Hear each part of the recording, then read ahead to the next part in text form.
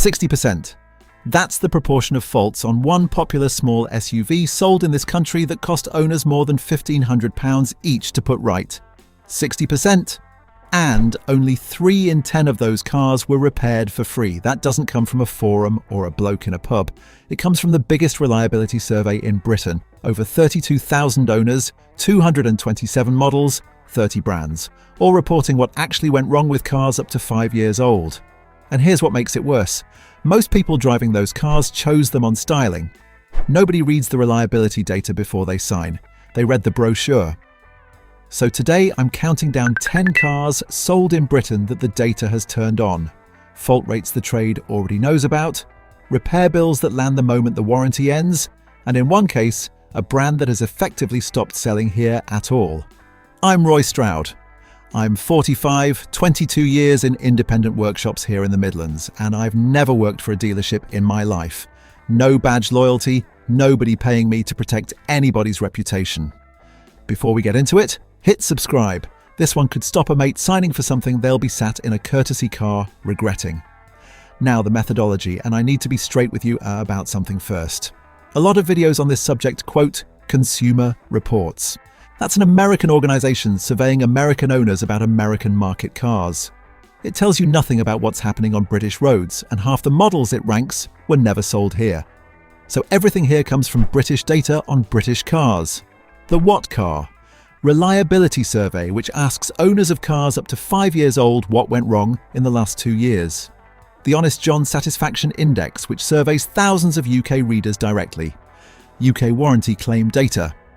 And the DVSA recall service on gov.uk, which you can check with your registration in 30 seconds. One more thing, and it matters. None of these cars is dangerous, and I'm not telling you to hate anyone's car. Owner surveys measure reported faults, not engineering quality, and a car that scores badly can still be one somebody loves. Plenty of these are lovely to drive. That's exactly why the disappointment stings. 10 down to 1. Number 10, the Peugeot 308. We start with a car that wins on looks and loses under the bonnet. The styling is striking, the interior is a proper piece of design, and it's a nice thing to sit in. That's not in question. The problem is the small petrol engine family it shares across the group, and specifically the timing belt that runs inside the engine submerged in oil. As that belt degrades, it sheds material into the oil, and that material can reach the oil pickup. So it doesn't just fail, it can starve the engine of pressure on the way out. And you don't have to take my word for it, because the manufacturer group has already responded. There's an extended warranty covering parts and labour on affected engines for up to 10 years or 112,000 miles, and an online portal where owners can reclaim money already spent. Nobody sets up a compensation website for an engine that's fine. Peugeot has also been sitting low in the Honest John Satisfaction Index, with readers' complaints concentrated on build quality and the cost of putting problems right. The verdict? If you own one, find out today when that belt was last changed. If you're buying one, a missing belt receipt is a 4-figure liability, not a paperwork detail. Number 9, the Fiat 500 Electric. Here's a case where the data separates 2 versions of what looks like the same car. In the What Car survey, the petrol 500 scored a very respectable 98%. The electric version came in around 92. That's a meaningful gap between 2 cars wearing the same badge in the same showroom. The concession is real. The electric 500 is charming, beautifully styled, ideal for city use, and plenty of owners adore theirs. This isn't a bad car, but Fiat's range in Britain has shrunk dramatically, and when a brand contracts, parts supply and specialist knowledge contract with it. A cheap car from a shrinking network stops being cheap the first time you need something unusual. The verdict? Fine as a second car if you buy on price. Just don't assume the badge means what it did 20 years ago. Number 8, the Vauxhall Mocha Electric. Vauxhall has spent several years near the wrong end of the What Car. Tables and its electric models have been the ones doing the damage. The Mocha Electric and the Corsa Electric have both turned up in the bottom 3 of their respective classes. The concession? They look sharp, they're cheap to run around town, and plenty of owners have had no trouble at all. Vauxhall also has an enormous dealer network here, which counts for something when things go wrong. But there's a double blow. It isn't just the fault reports. These cars have been discounted so heavily on the new market to hit electric sales targets that used values collapsed underneath the people who bought them. The verdict? As a used purchase at today's prices, arguably good value. As a new purchase at list price, one of the more expensive mistakes on a British forecourt. Number 7, the Alfa Romeo Tonale. The heartbreak entry because I like these cars and won't pretend otherwise. In the Honest John Satisfaction Index, Alfa Romeo finished last of every brand for reliability, scoring around 77% against an all-brand average near 89. In the What Car survey, Alfa has repeatedly propped up the bottom of the chart, with Giulia and Stelvio owners reporting long stints in workshops and expensive bills. The concession is substantial. They're beautiful. They drive better than nearly anything at the price, and owners love them in a way you rarely see. But the pattern the trade sees is electrical faults, fault codes, and small expensive niggles. And the plug-in hybrid adds a second drivetrain's worth of things to go wrong. The advice Alfa people give themselves: lease one, love every mile, hand it back. It's paying the bills at year 5 that ends the romance. Number 6, the Nissan Ariya. This one shocked people because Nissan builds cars in Sunderland and Britain has a soft spot for them. The What Car? Numbers are hard to argue with. A 39% fault rate on the Ariya and more than half of the affected cars left undrivable. Undrivable. Not a rattle, a car you can't use. The concession? It's spacious, it's quiet, and the trouble-free ones are genuinely pleasant family cars. And Nissan has a model bucking its own trend. The Leaf has consistently scored well in the same survey. The verdict: buying used, buy on warranty and documented history, and know what you'd do if it stopped. Quick favour before the top 5. If this has already made you go and look up your own car's reliability score, tap the like button. Costs you nothing. And it puts this in front of somebody about to sign for one this weekend. Cheers. Number 5, the Land Rover Discovery Sport.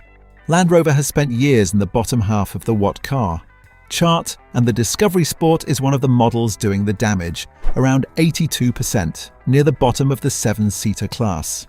In the Honest John Satisfaction Index, readers' complaints about Land Rover were aimed squarely at this car. The concession is genuine. Nothing else does what a Land Rover does. The image, the towing, the way it deals with a wet field. No Japanese crossover replaces that. But the trade sees the same list again and again. Electrical faults, suspension, water getting into modules, and repair bills that don't wait for a convenient moment. The verdict: buy one with a warranty and a specialist you trust, and budget properly. Buy one as a cheap used family car because it looks like a bargain, and it will teach you an expensive lesson. Number 4, the previous generation Range Rover Evoque. Here's where the numbers get properly ugly.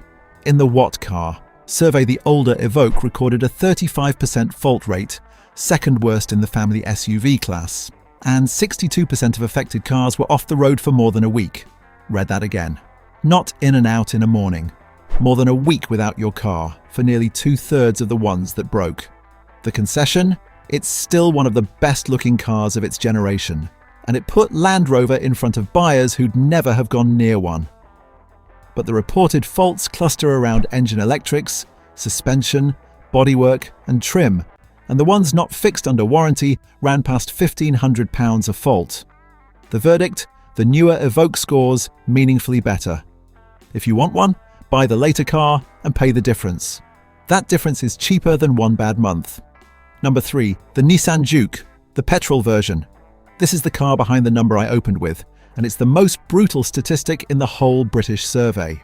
60% of the faults reported on petrol Jukes cost owners more than £1,500 each, and only 30% were repaired for free. Expensive faults plus a low rate of goodwill is the worst possible combination for an owner, and it dragged Nissan to second last at brand level. The concession? It's practical, easy to park, and it sells in huge numbers because it genuinely suits a lot of British lives. Thousands of people have had no trouble at all, but when it does go wrong, the survey says you're likely paying, and paying properly. The verdict? Warranty status is everything on this car. Outside warranty, put money aside before you need it, not after. Number 2, the MG4. Now I can hear you yelling at the screen because MG sells extremely well in Britain. So let's be precise about what the data says and what it doesn't. MG has finished bottom of the What Car brand table, driven by a high fault rate and slow repairs, and the MG4 did most of the damage, with a large proportion of owners facing big bills. In an earlier survey, it scored in the 60s, about as low as that chart goes. Now the fair part, and it matters. MG's score has improved by around 12 points in a single year. That's a real improvement, not spin, and it's the fastest movement on the chart. Beyond that, the MG4 is a lot of electric car for the money. It drives well, and the long warranty is genuine reassurance. The verdict: this is a value proposition, not a reliability proposition. And you should buy it knowing which one you're getting. If the warranty and the price make sense to you, that's a legitimate decision. Just don't buy it expecting Japanese fault rates. And number 1, the Jaguar I-Pace. And what's happened to Jaguar? This is the one that genuinely stops you, because nobody buys these isn't a figure of speech here. Start with the car. In the what car? Survey the I-Pace scored around 86%, a low figure driven specifically by problems with the battery pack and the motors. Not trim rattles, the two most expensive things on an electric car. At brand level, more than a quarter of Jaguars reported a fault. Now the concession, and it's a big one. The I-Pace was a genuinely brilliant piece of engineering. Jaguar beat the Germans to a proper premium electric car, and it drives beautifully. Elsewhere in the range, the data is far kinder. The used XE scored in the mid-90s, with the XF and F-Pace close behind. This isn't a brand that forgot how to build cars, but the wider picture puts it at number 1. Jaguar has withdrawn from selling its old range while it reinvents itself, so there's effectively no new Jaguar to buy here right now. And a used car from a brand mid-reinvention is the hardest thing in the world to value, because nobody knows what the dealer network, the parts supply, or the brand itself looks like in 5 years. That uncertainty is what destroys residuals, not the engineering. The verdict: if you want an I-Pace, this is the cheapest premium electric SUV in Britain by a distance. And for the right buyer, that's an extraordinary opportunity. Buy on a documented battery health report, buy with a warranty, and understand that you're buying a car whose maker is mid-transformation. Let's run them back. 10. The Peugeot 308. Check the wet belt and check the compensation scheme. 9. The Fiat 500 electric. The petrol score's far better and the network has shrunk. 8. The Vauxhall Mokka electric. Bottom of its class and hammered by discounting. 7. The Alfa Romeo Tonale. Last brand in the Honest John Index and gorgeous with it. 6. The Nissan Ariya. 39% fault rate, over half undrivable. 5. The Land Rover Discovery Sport, near the bottom of the 7-seater class. 4. The older Evoque. 35% fault rate, most off the road over a week.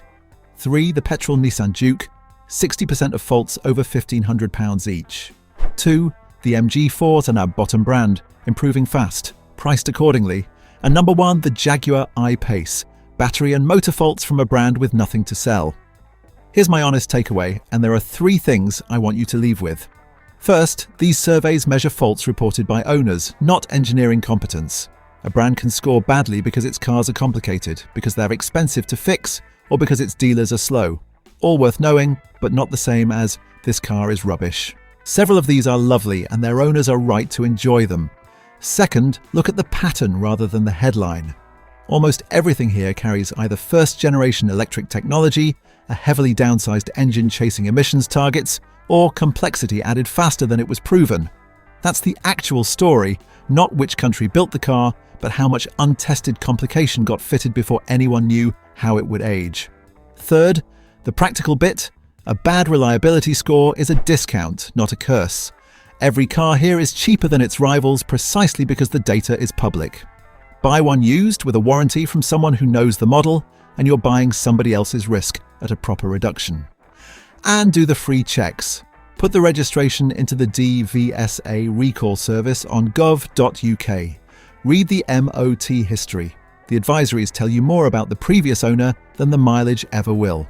And find out whether the manufacturer runs a scheme covering the known fault on that model, because some people are getting money back and have no idea it exists. So tell me in the comments, which of these surprised you most? And have you owned one that went completely against the data, brilliant when the survey said it shouldn't have been? I read them all. If this helped, hit like, subscribe, and I'll see you in the next one. Look after it, and it'll look after you. This video is based on publicly available owner satisfaction and reliability surveys, manufacturer statements and compensation scheme terms, recall records, and independent trade evidence current at the time of publication. Survey results reflect faults reported by owners of specific model years and do not describe any individual vehicle. Outcomes vary considerably with specification, condition, servicing, and history, and manufacturers frequently issue updates and improvements. Always obtain current information and independent advice before making any purchase decision.